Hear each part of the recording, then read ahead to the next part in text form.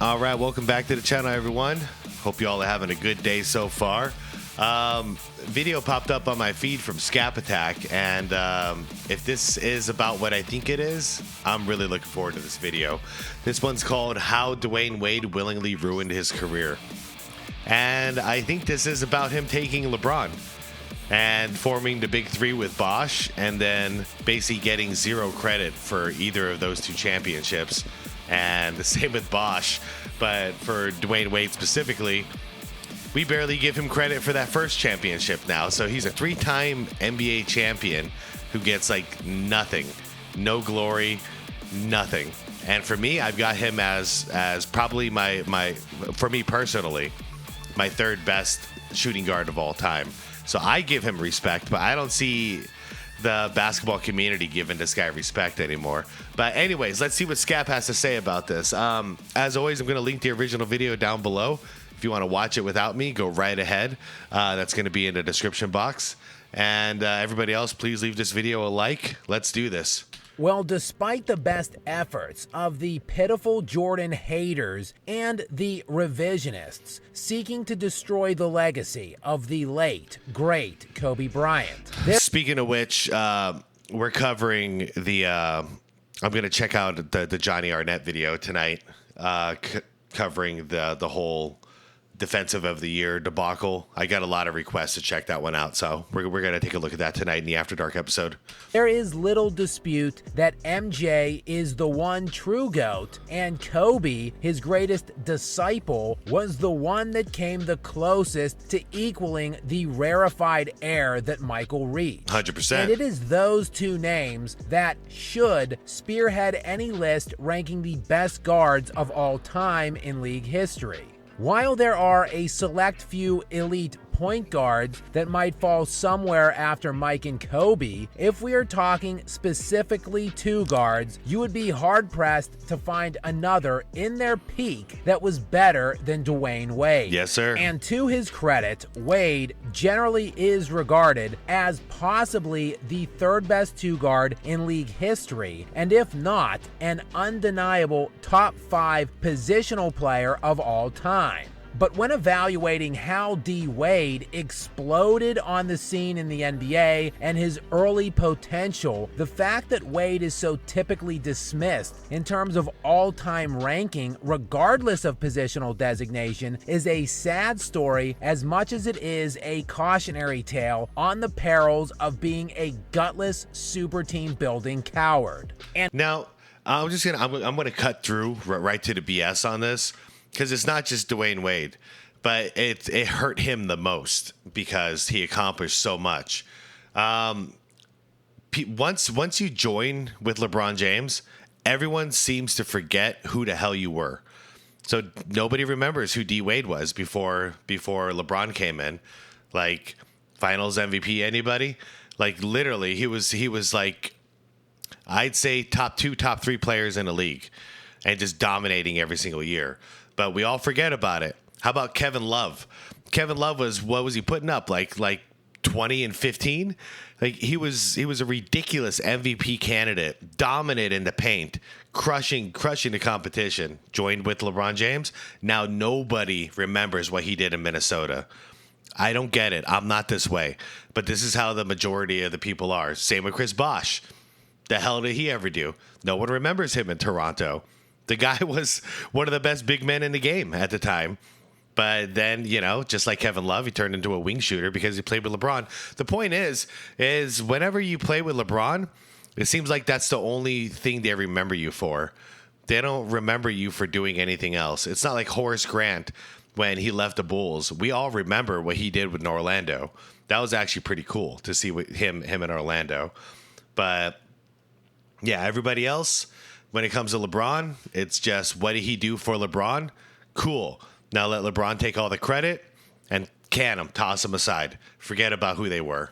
And Wade came into the NBA in the vaunted 2003 NBA draft, generally regarded as one of the 3 best in NBA history, which saw LeBron James, Carmelo Anthony, Chris Bosh, and Dwayne Wade come off of the board in 4 of the first 5 picks overall in the first round. and it was Wade that went 5 overall to the Miami Heat. Yeah. In his rookie season, Wade helped lead the Heat to 42 wins, which was an improvement of 17 games from the year before. But it would be in just his second season in the league that Wade took a massive leap, making his first All-Star appearance while being named second-team All-NBA and second-team All-NBA defense. Yeah, this is when I started thinking this guy might be the greatest of all time. You know, like if he stayed healthy and everything went well, man, I don't know. He was on pace. He was so far ahead of Kobe as far as like time in the league to being on top of the mountain. It took him 1 year to get on top of the mountain. Kobe, yeah, don't leave comments on it. I mean, I get it. Kobe, he came out of high school, so it took about 3 years until he really got acclimated. So timing wise, about the same, age wise. But I just mean like coming into the league in the NBA, and then by the second year, you're literally one of the best players in the league. Like that was impressive. All of this as the Heat would jump to 59 wins in Wade's sophomore season, which led the Eastern Conference and trailed only the 62-win Phoenix Suns that season for the best record in the entire league. Now, of course, it wasn't just Wade single-handedly that year, as the Heat added kind of a big piece in the offseason, trading literal scraps to LA in order to fleece the Lakers out of Shaquille O'Neal. Together, Wade and Shaq in the 04-05 season would storm into the NBA playoffs with that aforementioned number 1 seed in the East and get all the way to the Eastern Conference Finals, where they would ultimately fall in 7 games to the then defending NBA champion Detroit Pistons. Yeah. But it wasn't for lack of the elite play by D. Wade, who led both teams in scoring for the series, dropping 26 points per game in a highly defensively focused series in which his Heat squad averaged only 88 per game for the 7 games. Wade, yeah, that's some old school kind of defensive minded basketball. It's part of the reason why I really liked him. Wade would again make an All-NBA second team in his third season while avenging that loss to the Pistons the year earlier, as in the 2006 playoffs, the Heat would this time beat the Pistons in 6 games in the conference finals to advance to what would become Wade's first NBA Finals appearance. And Wade ascended to the undisputed lead dog role on the team during this season and playoff run, leading the team over Shaq in virtually every standard and advanced metric, on the way to leading those entire playoffs in points and steals, while finishing second in assists, second in box plus minus in the postseason, second in value over replacement, and second in win shares. Again, all of that in just his third season at the age of 24. And See, that's crazy. Like, literally, he just came out of the gates and just rose. Reminds me of MJ, man. Reminds me of MJ in the 80s. when he got into the NBA Finals, Wade produced arguably one of the best finals performances of this post-2000 century. Yeah, and that one's controversial. I know a lot of you guys out there, because I covered a video on this, and a lot of you think that series was fixed. But fixed or not, if I'm just looking at effort from Dwayne Wade, I see an effort level that you rarely ever see in professional sports. Like, the guy really just worked his ass off the entire time to get those wins.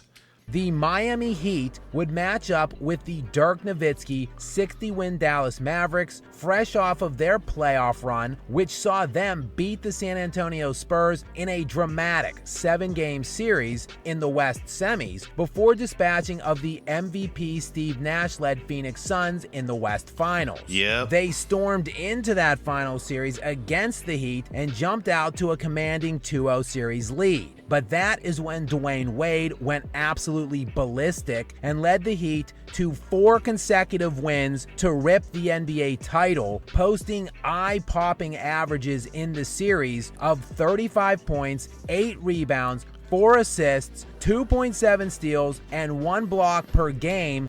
Tell me that doesn't look a little familiar. That looks like MJ numbers, man. Rebounds, 4 where his team scored only 92 a game. This is in a series, mind you, where Shaq was just the 6th leading scorer at only 13 points per game. Wade would easily win Finals MVP in a performance that looked pretty damn reminiscent of Jordan and Kobe. Yep. And fast forward just a few years later, by the 2008-2009 season, and Wade was one of the 3 best players on the entire planet, making first-team All-NBA, second-team All-NBA defense, and finishing 3rd in Defensive Player of the Year voting and 3rd in league-wide MVP voting that season, behind only LeBron James and Kobe Bryant. Dude, did you guys catch that? 3rd in Defensive Player of the Year voting. 3rd in DPOY, and then 3rd in MVP voting.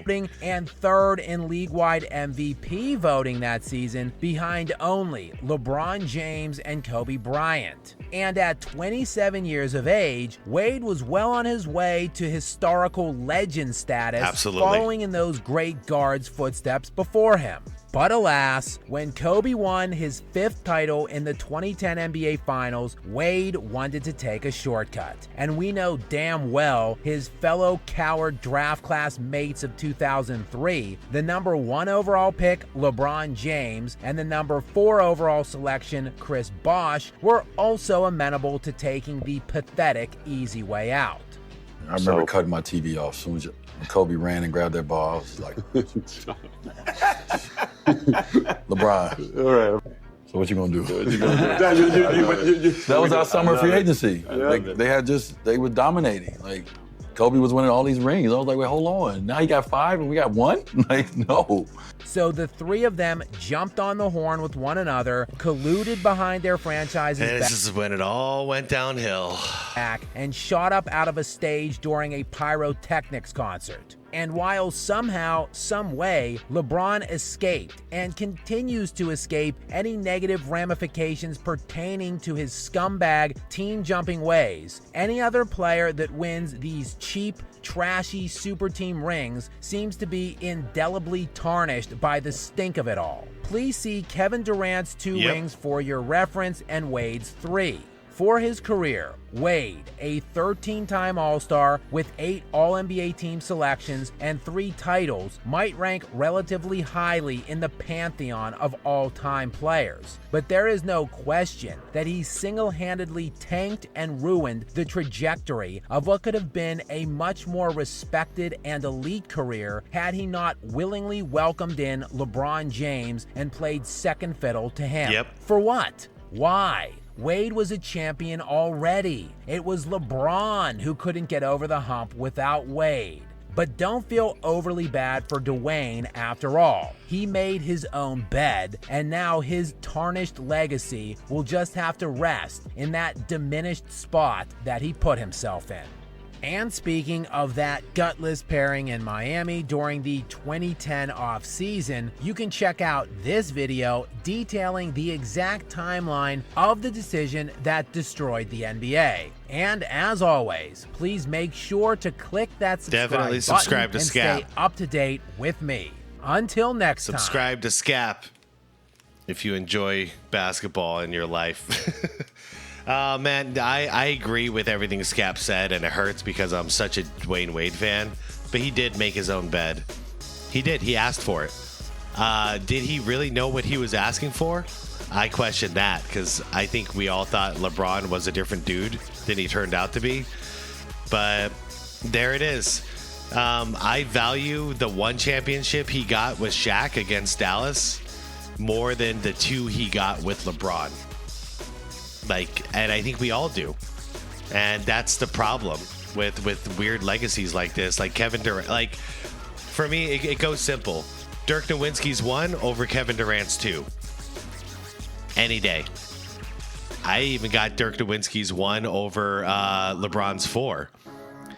Dwayne Wade's 3 trumps LeBron's 4 because he did 1 outside of a super team, you know? And it gets weird like this. But I mean, Giannis is 1 better than LeBron's 4 in my mind because the way they did it. Steph Curry's 4 way better than any of these guys, you know, because he did it the right way. He stayed with the team that drafted him, and he built. But even though Dwayne Wade did stay in Miami and built, the snakes that he let in the building was really, really unfortunate.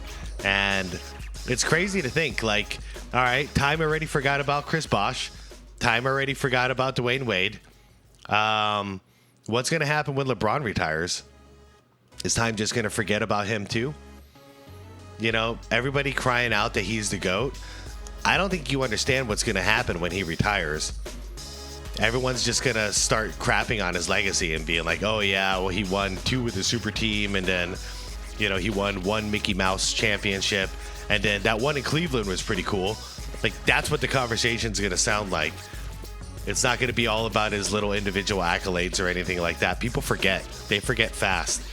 So, yeah, anyways, let me know what you guys think about it. It's unfortunate. D. Wade, one of my favorite players of all time. Seeing him in his prime was something really special. It was kind of like what we saw with Derrick Rose for a couple of years there, but with Dwayne Wade, this lasted longer. So knowing that his legacy is kind of just being forgotten, it's sad for me, man. But it is what it is. It is what it is. I'm a big Steve Nash fan too, and he never won a championship, so I don't hear anybody talking about him anymore.